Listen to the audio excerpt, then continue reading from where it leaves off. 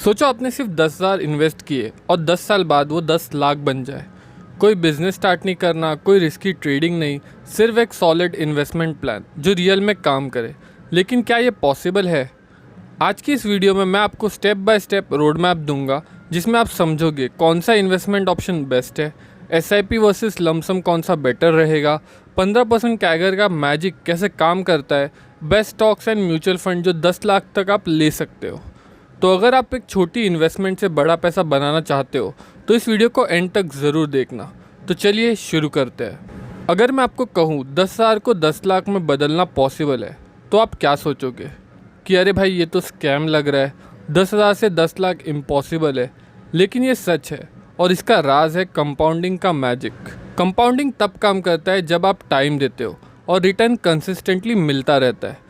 अगर आप 10,000 इन्वेस्ट करते हो और 20% का रिटर्न मिलता है तो 10 साल में ये 61,900 बन सकते हैं। लेकिन अगर आप 10,000 को हर महीने इन्वेस्ट करते हो तो आप 10 लाख तक पहुंच सकते हो। मतलब 10,000 से 10 लाख का जो सफ़र है वो पॉसिबल है, लेकिन सही स्ट्रैटेजी ज़रूरी है। आपने कभी 10,000 इन्वेस्ट किए है? और अगर किए हैं तो कहाँ किए, वो हमें कमेंट करके ज़रूर बताओ। तो अब सवाल ये है कि 10,000 को हम कहाँ लगाएं? अगर आपके पास 10,000 है तो आप क्या करोगे? तो हमारे पास कुछ ही ऑप्शन है, जैसे एफडी में डालेंगे, गोल्ड खरीदोगे, स्टॉक या म्यूचुअल फंड में लगाओगे। बेस्ट ऑप्शन चूज़ करना ज़रूरी है, क्योंकि अगर आप रॉन्ग इन्वेस्टमेंट करते हो तो आपके 10,000 10 लाख बनने के बजाय 5,000 भी हो सकते हैं। तो जो भी हमारे पास अभी ऑप्शन अवेलेबल है उसमें अगर हम कंपैरिजन करें तो हमारा पहला ऑप्शन है फिक्स डिपॉजिट, जो कि सेफ़ है बट लो रिटर्न है। मतलब आप बोल सकते हो 5 से 7% का रिटर्न है। तो 10,000 जो 10 साल बाद आपके 17,000 के आसपास बन जाएंगे, जो कि इनफ नहीं है। जो दूसरा ऑप्शन है वो आपका है पीपीएफ, जो सिक्योर है बट स्लो ग्रोथ है, वही 7% का रिटर्न। तो यही 10,000 10 साल बाद करीब करीब 20,000 तक पहुँच जाएंगे। अब जो तीसरा ऑप्शन है वो है आपका स्टॉक्स एंड म्यूचुअल फंड, जहाँ पे हाई रिटर्न पोटेंशियल ज़रूर है, जहाँ पे आपको 12 से 18% का रिटर्न पॉसिबल है। तो 10,000 10 साल बाद 50,000 से भी ज़्यादा बन सकते हैं अगर ये सिंगल इन्वेस्टमेंट हुई तो। और अगर आप 10,000 की एसआईपी करते हो तो आप आराम से 10 लाख पार कर जाओगे। तो अगर आपको 10 लाख बनाने हैं तो स्टॉक्स और म्यूचुअल फंड ही बेस्ट ऑप्शन है। अब बात आती है कि हमें एसआईपी या फिर लमसम क्या करना ज़रूरी है, या क्या करना बहुत ज़्यादा बेटर है। अगर आपको 1 करोड़ बनाने हो तो एक बार 10 लाख डालना बेटर होगा, या हर महीने 10,000 इन्वेस्ट करना। एसआईपी का मैजिक ज़्यादा पावरफुल होता है। एसआईपी मार्केट के उठने गिरने का टेंशन नहीं देता। एसआईपी आपको डिसिप्लिन में रखता है। एसआईपी लॉन्ग टर्म कंपाउंडिंग का बेस्ट तरीका है। अगर मैं हमको कुछ एग्जांपल से हम समझे, अगर आप 10,000 की एसआईपी करते हो, वो भी 10 साल के लिए, 15% का कैगर रिटर्न आपको मिलता है, तो आपको जो फाइनल अमाउंट बन के आएगा वो बनेगा 27 लाख रुपये का।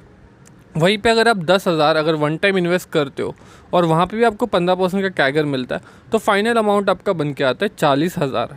ठीक है, मतलब ज़्यादा पावरफुल क्या है, वो है आपका रेगुलर इन्वेस्टमेंट एसआईपी के थ्रू। तभी आपको जाके कंपाउंडिंग का जो बेनिफिट है वो देखने मिलता है। लेकिन एसआईपी का रिटर्न जो है वो भी सही होना चाहिए, और इसका सीक्रेट है 15% कैगर रूल। तो अभी हम देखते हैं ये 15% कैगर रूल होता क्या है। सोचो आपने 10,000 इन्वेस्ट किए पर सिर्फ आपको 5% मिला, तो 10 लाख का गोल कब अचीव होगा? 100 साल बाद। 15% कैगर का मतलब है हर साल 15% ग्रोथ। अगर आप 10,000 इन्वेस्ट करते हो और आपको 15% का कैगर मिलता है तो 10 साल बाद वही 40,000 के आसपास होंगे। लेकिन अगर आप 10,000 एसआईपी करते हो तो 10 लाख तक पहुंच सकते हो। अगर हम इसका कुछ एग्जांपल्स ले, ठीक है, कैगर रिटर्न का, तो निफ्टी 50 का जो एवरेज रिटर्न है वो आपका 12 से 15% है, और जो टॉप म्यूचुअल फंड का जो कैगर रिटर्न है वो 15 से 18% है। तो सही इन्वेस्टमेंट का सिलेक्शन करना बहुत ज़रूरी है। अब बात आती है बेस्ट म्यूचुअल फंड की, जो आपको 10 लाख तक ले जा सकते हैं। अगर आपको एक रेस जीतनी हो तो क्या आप रैंडम घोड़ा चूज़ करोगे? बिल्कुल नहीं, आप सबसे तेज़ और स्ट्रॉन्ग घोड़ा चूज़ करोगे जो रेस जिता सके। अगर हम इसका कुछ एग्जांपल देखें, अगर आपको 10 लाख बनाने हैं तो बेस्ट परफॉर्मिंग म्यूचुअल फंड चाहिए। सही फंड सिलेक्ट करना ज़रूरी है, वरना रिटर्न स्लो हो जाएंगे। अगर हम देखें कि टॉप म्यूचुअल फंड कैटेगरीज जो है वो है आपकी पहली लार्ज कैप फंड है, जो कि सेफ़ है एंड स्टेबल ग्रोथ देता है। दूसरा आपका मिड कैप फंड है, जो कि हाई ग्रोथ पोटेंशियल रखता है। तीसरा आपका स्मॉल कैप फंड है, जो कि रिस्की है बट हाई रिटर्न्स है। और जब का चौथा है वो है आपका फ्लेक्सी कैप फंड, जो कि बैलेंस्ड अप्रोच है। अगर हम इन्हीं के कुछ एग्जांपल्स देखें इन्हीं म्यूचुअल फंड के, तो आपके लार्ज कैप में आती है HDFC की टॉप 100, ठीक है। ICICI की ब्लू चिप्स, मिड कैप में आपको एक्सेस मिड कैप या फिर आप बोल सकते हो मिराक एसेट मिड कैप भी आती है। का जो स्मॉल कैप है उसमें आपकी SBI small cap, Nippon India small cap, और जो आपका फ्लेक्सी कैप है उसमें आपका पराग पारेख फ्लेक्सी कैप भी आता है।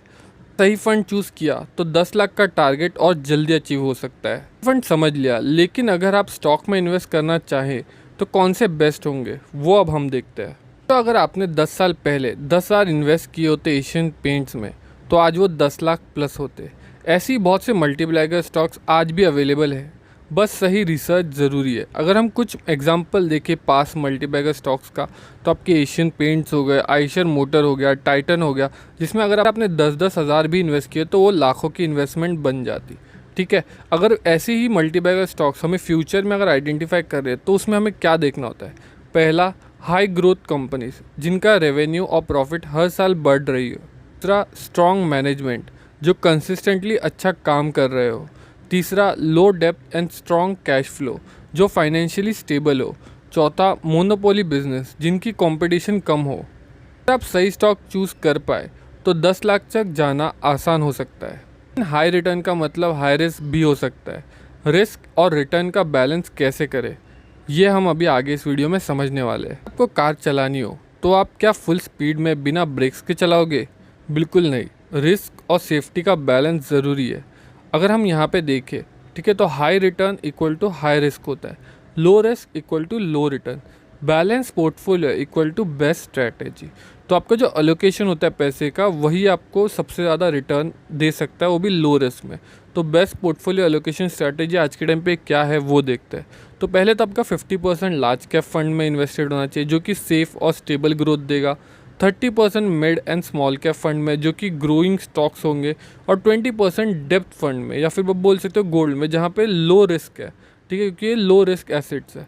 अगर हम एग्जांपल के, so if you invest 10,000 per month in this mix your 10 lakh target will be achieve with lower risk. Risk control करना ज़रूरी है वरना आप पैनिक सेलिंग कर सकते हो। अब बात आती है लॉन्ग टर्म पेशेंस की। बिना पैनिक सेलिंग के 10 साल तक इन्वेस्टेड कैसे रहे? तो मार्केट कभी ऊपर जाता है कभी नीचे, तो लोग पैनिक सेलिंग करके अपना गोल मिस कर देते हैं। लेकिन आपको इन्वेस्टेड रहना ज़रूरी है। अगर यही आपको पैनिक सेलिंग से बचना है तो ये कुछ चीज़ आपको ध्यान में रखनी है। पहला, stop checking daily market movements. दूसरा, invest only what you can keep for 10 years. तीसरा, follow SIP and keep investing even in market crashes. चौथा, think long term, stock market always recovers. ठीक है। और ये जो आखिरी पॉइंट बोला है ये हम कुछ एग्जांपल से अगर हम समझे जो भी मार्केट क्रैश हुए थे, तो 2008 का मार्केट क्रैश आपको पता होगा। 5 साल बाद क्या हुआ? निफ्टी डबल हो गया। 2020 का कोविड क्रैश पता होगा, 2 साल बाद क्या हुआ? निफ्टी ऑल टाइम हाई पे चला गया। ठीक है, तो ये चीज़ समझना बहुत ज़रूरी है। मार्केट कितना भी क्रैश करे, लॉन्ग टर्म में मार्केट रिकवर करता ही है। ठीक है, मतलब पेशेंस रखो, इन्वेस्ट करते रहो, और 10 लाख का जो आपका गोल है वो अचीव हो जाएगा। अगर आप गलतियां करते रहोगे तो ये 10 लाख का जो आपका टारगेट है वो मिस हो सकता है। और ये कुछ कॉमन मिस्टेक्स है जो आज के टाइम पे लोग करते ही जा रहे हैं। अगर आप जिम जाते हो लेकिन जंक फूड खाते हो तो क्या वेट लॉस होगा? बिल्कुल नहीं। वैसे ही इन्वेस्टिंग में भी गलतियां अवॉइड करना पड़ेंगी, लोग करते हैं। उसमें से पहली है फ्रिक्वेंटली विड्रॉइंग। ठीक है, मतलब कंपाउंडिंग का पावर ख़त्म हो जाता है अगर आप फ्रिक्वेंटली विड्रॉ करते हो तो। रॉन्ग एसेट एलोकेशन, सब पैसा एक ही जगह मत लगाओ। तीसरा, not increasing SIP amount. Salary बढ़ रही है, इन्वेस्टमेंट भी बढ़ाओ, क्योंकि कहीं ना कहीं आपका जो इन्फ्लेशन है वो भी बढ़ रहा है। ठीक है। चौथा है आपका फॉलोइंग मार्केट हाइप। सिर्फ न्यूज़ सुन के उनमें इन्वेस्टमेंट मत करो। अगर आप ये गलतियाँ अवॉइड करोगे तो 10 लाख तक पहुँचना गारंटेड है। आपने इनमें से कौन सी गलती की है इन्वेस्टिंग में वो हमें कमेंट करके ज़रूर बताओ।